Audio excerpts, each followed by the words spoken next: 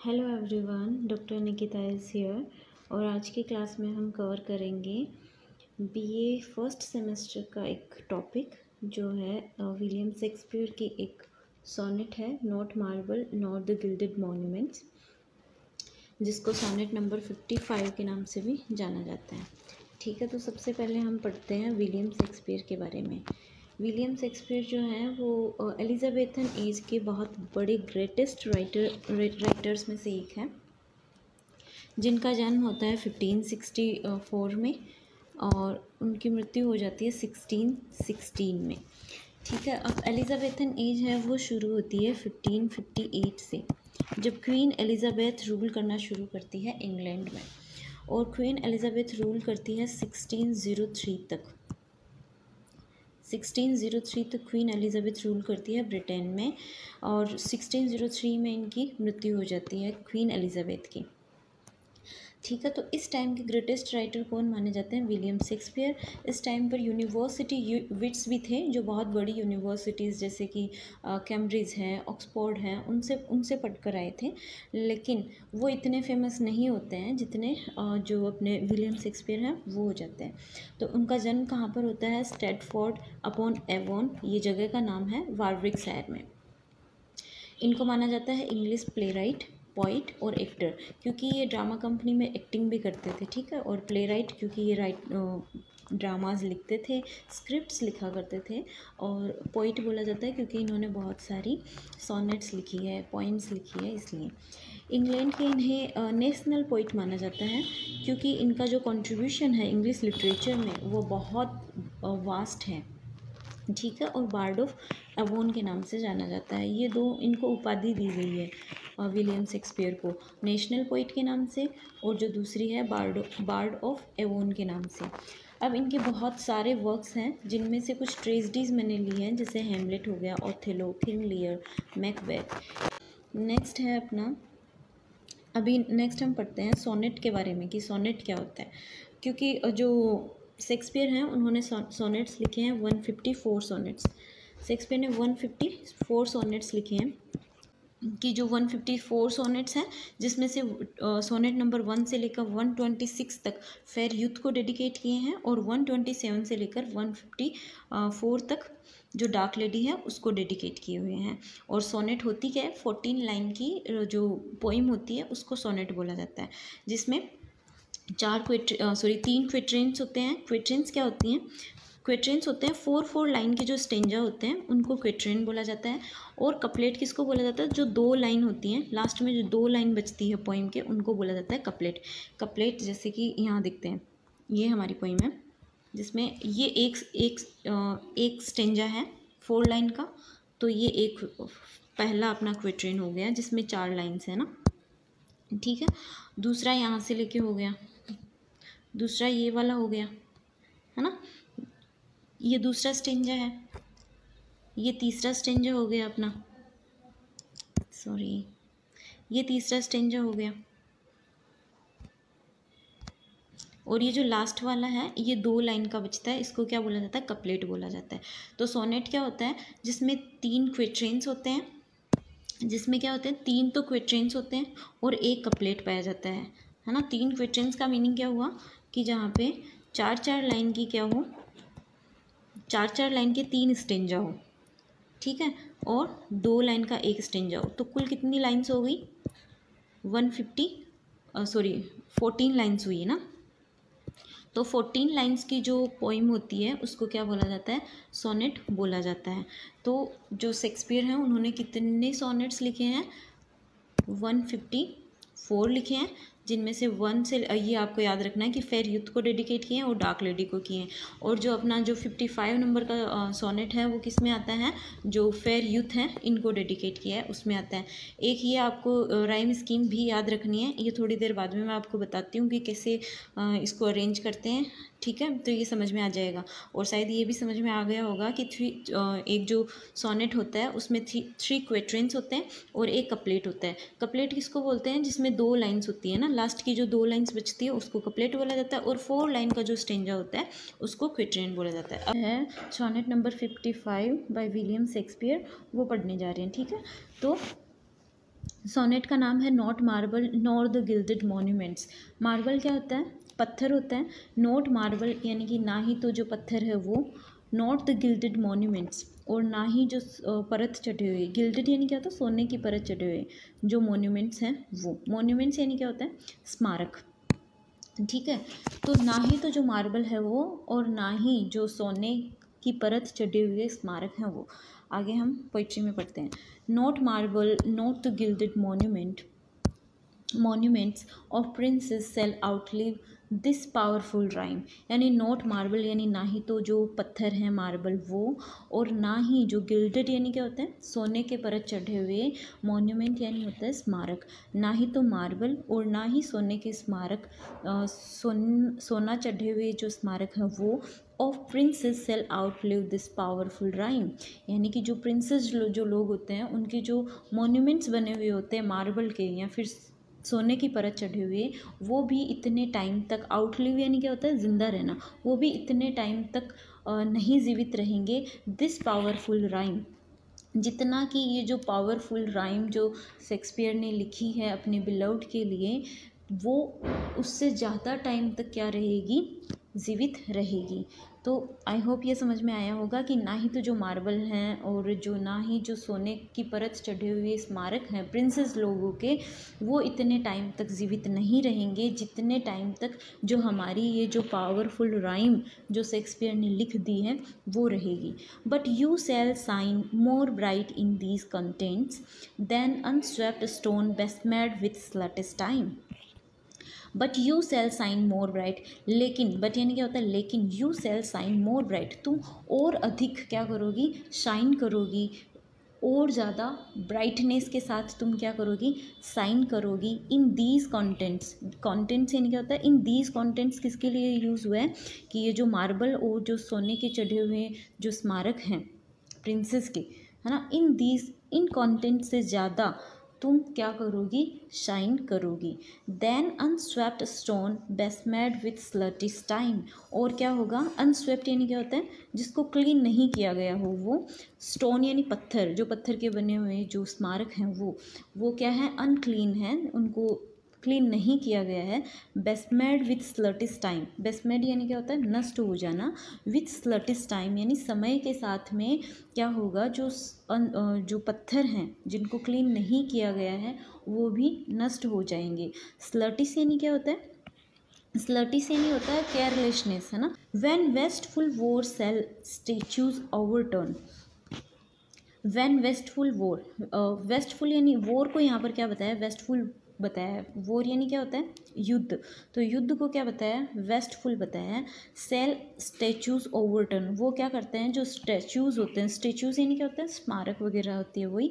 Overturn यानी क्या होता है? उनको उखाड़ फेंकते हैं या उनका जो स्वरूप है उसको चेंज कर देते हैं, उनको नष्ट कर देते हैं। जो वेस्टफुल वोर हैं वो जो स्टेच्यूज हैं उनको क्या कर देते हैं? उखाड़ फेंकते हैं, नष्ट कर देते हैं। And broils root out the work of masonry, and broils यानी क्या होती है? ब्रॉइल्स यानी होती हैं जो लड़ाई झगड़े होते हैं वो। रूट आउट यानी क्या होता है? जड़ से उखाड़ फेंकना। The work of masonry, work of masonry यानी जो चिनाई का जो कार्य होता है ना, बिल्डिंग्स वगैरह जो बनती हैं उनके लिए यूज हुआ है मैसनरी। तो उनको भी वो क्या कर देते हैं? रूट आउट कर देते हैं, उखाड़ फेंकते हैं। कौन? जो झगड़े हैं वो। Nor Mars his sword, nor war's quick fire shall burn the living record of your memory। अब बताया है कि नोर मार्स, मार्स क्या है? मार्स है जो युद्ध के देवता हैं, उनको मार्स बोला जाता है। जैसे हमारे इंडियन मैथोलॉजी में होता है ना कि जो सरस्वती मैया हैं हम उनको ज्ञान की देवी बताते हैं ना, स्टडी के लिए मानते हैं हमेशा कि सरस्वती माता जब विराजमान होती है ऐसे करके। ठीक उसी प्रकार से जो मार्स हैं उनको क्या बताया है? युद्ध के जो देवता हैं वो मार्स हैं। तो ना ही तो जो मार्स हैं वो अपनी तलवार से, स्वॉर्ड यानी क्या होती है? तलवार। Nor war's quick fire shall burn, ना ही जो वॉर है उसकी जो फायर है, जो आग है, अग्नि है जो युद्ध की, वो भी उसको क्या नहीं कर सकती? बर्न नहीं कर सकती। किसको? ये जो पावरफुल राइम है उसको। The living record of your memory, यानी कि जो तुम्हारा ये जो लिविंग रिकॉर्ड मैंने बना दिया है, किस चीज़ का, जो तुम्हारी मेमोरी है, जो तुम्हारी मेमोरी है उसका जो मैंने लिविंग रिकॉर्ड बना दिया है। किसके लिए बोला है? इस पोइम के लिए बोला है कि ये जो पोइम है ये एक लिविंग रिकॉर्ड है तुम्हारी मेमोरी का। वो ना ही तो जो युद्ध के देवता हैं मार्स, उनकी तलवार से भी इसको नष्ट नहीं किया जा सकता है, और ना ही जो वॉर है, जो युद्ध है, उसकी जो ज्वाला है उससे इसको बर्न किया जा सकता है। नेक्स्ट लाइन्स है अपनी, गेंस्ट death and all oblivious enmity shall you pace fourth, your praise shall still find room. यानी कि गेंस्ट डेथ, गेंस्ट यहाँ पर किस लिए यूज़ हुआ है? ये गेंस्ट है, यहाँ पर ए ओ रहेगा ना, तो ये एक आर्केक वर्ड है जहाँ पर जो एलिजाबेथन एज है उस टाइम पर जो ओल्ड इंग्लिश के जो वर्ड्स होते हैं उनको आर्केक वर्ड्स बोला जाता है। जैसे आज हम यूज़ करते हैं यू, है ना, तो यू आज हम यूज़ करते हैं, लेकिन ओल्ड इंग्लिश में यू है उसको दाऊ करके लिखा जाता था। सॉरी, क्या करके लिखा जाता था? दाऊ। दाऊ यानी क्या होता है? यू। लेकिन ये समय के साथ साथ चेंज हुआ और आज हम इसको यू पढ़ते हैं ना। तो ये जो गेंस्ट है ये अगेंस्ट है ना, against death and all oblivious enmity shall you pace forth. यानी ये बता रहे हैं कि ना ही तो जो मृत्यु है वो तुम्हारा कुछ बिगाड़ सकती है, and all oblivious enmity, enmity यानी क्या होती है? जो शत्रुता है ना, जो ऑब्लिवियस यानी होता है अनजान, जो हमारे जो अनजान शत्रु होते हैं ना उनको बोला जाता है ऑब्लिवियस एनिमिटी। वो भी तुम्हारा कुछ नहीं बिगाड़ सकते। शैल यू पेस फोर्थ यानी तुम जो ना ही तो जो तुम्हारी मृत्यु है वो कुछ बिगाड़ सकती है, और ना ही जो शत्रु है अनऑब्लिवियस जो ऑब्लिवियस जो शत्रु है वो भी तुम्हारा कुछ नहीं बिगाड़ सकते हैं। शैल यू पेस फोर्थ, तुम्हें मतलब आगे तुम बढ़ती जाओगे, जो तुम्हारी प्रसिद्धि है, जो प्रशंसा है, your praise shall still find room, यानी जो तुम्हारी प्रशंसा है उसको आगे भी क्या मिलेगी? जगह मिलेगी। अब ये रूम किसके लिए यूज़ हुआ है? यहाँ पर जगह के लिए यूज़ हुआ है, ना कि ये रूम जो रूम हम बेसिकली यूज़ करते हैं वो रूम नहीं लेंगे। रूम यानी होती है जगह के लिए यहाँ पर यूज़ हुआ है। ठीक है, कि ना ही तो जो मृत्यु है वो तुम्हारा कुछ बिगाड़ पाएगी, और ना ही जो अनजान शत्रु है तुम वो भी तुम्हारा कुछ नहीं बिगाड़ पाएगी। जो तुम्हारी प्रसिद्धि है उसको कहाँ भी जगह मिलेगी, जो तुम्हारी प्रसिद्धि है वो हमेशा आगे बढ़ती जाएगी, उसको हमेशा प्रसिद्धि मिलेगी। Even in the eyes of all posterity, यानी कि जो तुम्हारी प्रशंसा है उसको हर जगह मिलेगी। And even in the eyes of all posterity, यानी तुम्हें कहाँ जगह मिलेगी? पोस्टेरिटी यानी क्या होता है? पोस्टेरिटी यानी होता है जो आने वाली जनरेशन्स हैं, है ना, कि जो आने वाली जनरेशन्स हैं उसमें भी तुम्हें क्या मिलेगी? उनकी भी आंखों में तुम्हें प्रसिद्धि मिलेगी। That wear this world out to the ending doom. Ending doom यानी क्या होता है? जो जजमेंट का जो डे होता है वो, कि तुम्हारी जो प्रशंसा है, जो तुम्हारी प्रसिद्धि है वो कब तक रहेगी? जो आने वाली जनरेशन्स हैं उनकी भी आंखों में तुम्हें जो तुम्हारी प्रसिद्धि है, प्रेज़ है, वो देखने को मिलेगी। कब तक? Day till the day of judgment. Judgment का डे कब होता है? जैसे जो क्रूसिफिकेशन का ऐसे माना जाता है कि जो जीसस क्राइस्ट है जब उनका क्रूसिफिकेशन हुआ था लेकिन वो वापस रीबर्थ लेंगे, ऐसी कुछ मान्यता है क्रिश्चियन लोगों की, है ना। तो डे ऑफ जजमेंट क्या होता है? जैसे इंडियन मैथोलॉजी से हम समझते हैं कि जैसे इंडियन मैथोलॉजी में क्या होता है, ऐसे माना जाता है कि जो यमराज हैं उनके पास हमारे जीवन का सारा लेखा जोखा है कि हमने कौन से कृत्य किए हैं, क्या काम किए हैं, उनके अनुसार हमें स्वर्ग या नर्क में जाना होगा। तो ठीक उसी प्रकार से जो क्रिश्चियन माइथोलॉजी है उसमें भी ऐसी मान्यता है कि जजमेंट का जब दिन आता है तो जो उनके जो देवता हैं क्राइस्ट, वो भी उनका क्या करते हैं? उनके जो कार्य किए होते हैं उनके अनुसार उनको स्वर्ग में या नर्क में भेजते हैं। ठीक है, तो उस दिन तक तुम क्या रहोगी? तुम्हारी जो प्रसिद्धि रहेगी, ये बताया है किसके थ्रू? इस पोइम के through. So till the judgment that yourself arise, you live in this and dwell in lovers' eyes। अब बताया है you till the judgment that your self arise यानी कि तुम खुद से उठ कर आओगी। योर सेल्फ यानी क्या होता है, खुद से आना। अराइज यानी उठ कर आना। टिल द जजमेंट यानी जब जजमेंट का दिन आएगा तब तुम खुद से आओगी।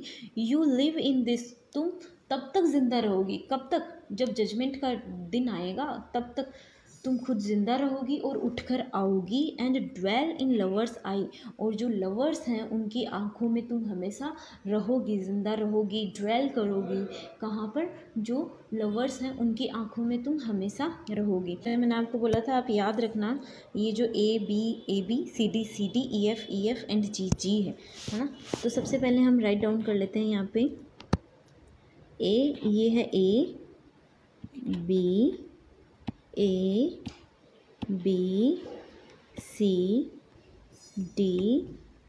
सी एंड डी।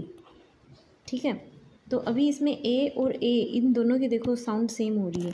जैसे यहाँ पे है मॉन्यूमेंट्स और यहाँ पे दूसरा है कंटेंट्स। तो यहाँ पे हमने इसको किससे इंडिकेट किया है, ए से इंडिकेट किया है। क्यों, क्योंकि इन दोनों की साउंड है वो सेम है। सेम इसमें नेक्स्ट वाली स्लाइड पे हम देखते हैं कि यहाँ है राइम और यहाँ पर है टाइम।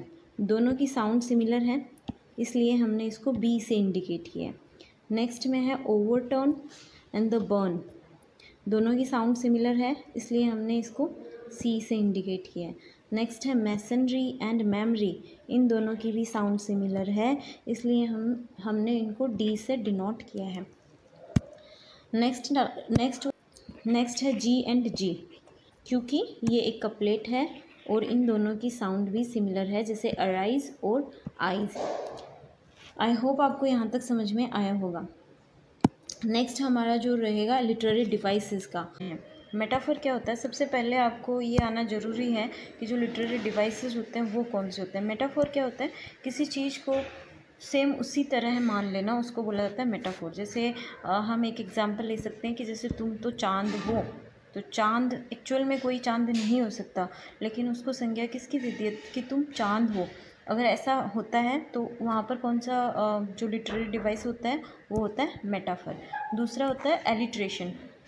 जब सिमिलर जो वर्ड्स होते हैं वो रिपीट होते हैं तो वहाँ पर आता है एलिट्रेशन। जैसे हम एग्जाम्पल से समझते हैं हमारी पोइट्री के अनुसार। जैसे यहाँ पर note marble note the gilded monuments है ना, तो यहाँ पर एन और एन है ना, इसकी जो ये जो एन और एन है ये रिपीट हो रहा है। जैसे सेल साइन है, एस और एस है, ये दोनों क्या हो रहे हैं, रिपीट हो रहे हैं। तो यहाँ पर कौन सा अलंकार है, एलिट्रेशन है। दूसरा जैसे सेल स्टेच्यूज़ है, एस और एस सिमिलर हो रहे हैं ना, इसी वजह से आई थिंक आपको समझ में आ रहा होगा। अगर सिमिलर वर्ड्स अगर यूज़ हो रहे हैं, जैसे नॉट और नॉर, सेल साइन, सेल स्टेच्यूज़, यहाँ पर कौन सा जो लिटरेरी डिवाइस है वो है एलिट्रेशन। नेक्स्ट है कॉन्सोनेंट्स। कॉन्सोनेंट्स में क्या होता है, जैसे कॉन्सोनेंट जो साउंड होती है, साउंड्स का रिपीटेशन जब होता है वहाँ पर क्या होता है, कॉन्सोनेंट्स होता है। जैसे इसी का एग्जांपल लेते हैं, कॉन्सोनेंट्स का देखना है हमें ना, तो दोनों साथ में पढ़ते हैं। देखो कॉन्सोनेंट्स और ये जो एशोनेंट्स हैं, यहाँ पर क्या होता है, वावल साउंड्स जो होते हैं उनका रिपीटेशन होता है। एशोनेंट्स में वावल साउंड्स जो होते हैं उनका रिपीटेशन होता है, और कॉन्सोनेंट्स में जो कॉन्सोनेंट साउंड्स होते हैं उनका रिपीटेशन होता है। जैसे ये यहाँ पर आया हमारा shall sign, shall L L, इसमें क्या आ रहा है, सेल साइन है ना।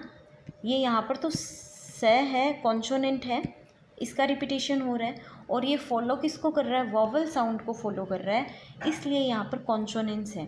अगर कोई कॉन्सोनेंट है, कॉन्सोनेंट साउंड है, वो आगे वॉवल साउंड को डिनोट कर रही है, तो वहाँ पर कॉन्सोनेंट होता है। इस चीज़ को थोड़ा ध्यान से समझना। देखो सेल और साइन, एस और एस हैं, वो क्या हो रहे हैं, रिपीट हो रहे हैं, ये दोनों क्या हैं, कॉन्सोनेंट साउंड्स हैं। लेकिन सेल एल एल, ये ए ई आई ओ यू है, वो क्या होते हैं, वोवल्स होते हैं ना, उसकी साउंड आ रही है इससे आगे। सेल से ए की साउंड आ रही है ना, ठीक उसी प्रकार से साइन है ना, शाइन से है यहाँ पर कॉन्सोनेंट, लेकिन आगे वाली जो साउंड है वो किसकी आ रही है, वॉवल की आ रही है ना, आई है ना, आई क्या है, वॉवल है। तो यहाँ पर अगर ऐसा होता है तो वहाँ पर आते हैं कॉन्सोनेंट्स। आई होप आपको समझ में आया होगा ना। नेक्स्ट है एशोनेंस। एशोनेंस में क्या होता है, जो वोवल साउंड्स होते हैं उन्हीं का क्या होता है, रिपीटेशन होता है। तो वहाँ पर क्या होता है, वहाँ पर आता है अपना एशोनेंस। एशोनेंस का एग्जाम्पल देखते हैं। जैसे देखो, लिव इन दिस, यहाँ पर देखो लिव, ई की साउंड हो रही है। लिव इन, अगेन ई की साउंड हो रही है, ई की साउंड आ रही है। यहाँ पे भी ई की साउंड आ रही है। Live in this, the E, again E की साउंड आ रही है ना। एंड ड्वेल इन, तो यहाँ पर वावल साउंड्स आ रही है ना, तो यहाँ पर कौन सा रहेगा, एशोनेंस रहेगा। आई होप ये थोड़ा सा ट्रिकी है, थोड़ा सा ध्यान से पढ़ना, समझ में आ जाएगा ना। रिपीट करके देखना, समझ में आ जाएगा। अगर वावल साउंड्स हैं तो वहाँ पर क्या रहेगा, एशोनेंस रहेगा। और कॉन्सोनेंट साउंड्स अगर हैं तो वहाँ पर कॉन्सोनेंस रहेगा। वावल है तो यहाँ पर ये वावल साउंड्स अगर आएगी तो यहाँ पर एशोनेंस रहेगा। वेरेज अगर कॉन्सोनेंट्स है तो अगर कॉन्सोनेंट साउंड ही आएगी। ठीक है। पर्सोनिफिकेशन क्या होता है, जब किसी चीज़ का मानवीकरण जब कर दिया जाता है तो वहाँ पर पर्सोनिफिकेशन होता है। जैसे भी कोई अगर चीज़ होती है, अगर उसको संज्ञा, अगर जो नॉन लिविंग जो थिंग्स होती हैं उनको अगर लिविंग थिंग्स में कन्वर्ट कर दिया जाए, उनकी विशेषताएं बताई जाए लिविंग थिंग्स के अनुसार, तो वहाँ पर पर्सोनिफिकेशन होता है। एंजाममेंट क्या होता है, जैसे एंजाममेंट का एग्जांपल देखते हैं। एंजाममेंट जो होता है उसको हम रन ऑन लाइन भी बोलते हैं। एंजाममेंट क्या होता है, जैसे देखो यहाँ पर ना ही तो कोई कोमा आया है ना, यहाँ पर ना ही तो कोई कोमा आया है और ये जो लाइन है ये आगे तक चल रही है। जैसे not marble nor the gilded monuments of princes shall outlive this powerful rhyme, ये लाइन चेंज हो रही है यहाँ पर, है ना। लेकिन ये लाइन का जो मीनिंग है वो, अगर इस लाइन को हम पढ़ेंगे तभी इस लाइन का मीनिंग आएगा, है ना। तो इसलिए ऐसी जो लाइंस होती है उनको क्या बोला जाता है, रन ऑन लाइंस बोला जाता है। नेक्स्ट है माइथोलॉजिकल एल्यूजन। माइथोलॉजिकल एल्यूजन क्या होता है, जैसे हमने देखा था ना, जो मार्स जो देवता है वो कहाँ के, रोम के जो देवता है, रोमन जो देवता है, जो युद्ध के जो देवता हैं। तो माइथोलॉजी क्या होता है, जैसे इंडियन माइथोलॉजीज होती है, ठीक उसी प्रकार से रोमन माइथोलॉजीज होती है ना। तो यहाँ पर ये जो माइथोलॉजिकल जो एल्यूजन्स हैं वो आते हैं। आई थिंक आपको ये समझ में आया होगा, और फिर भी अगर कोई क्वेश्चन है तो आप कमेंट बॉक्स में डाल सकते हो।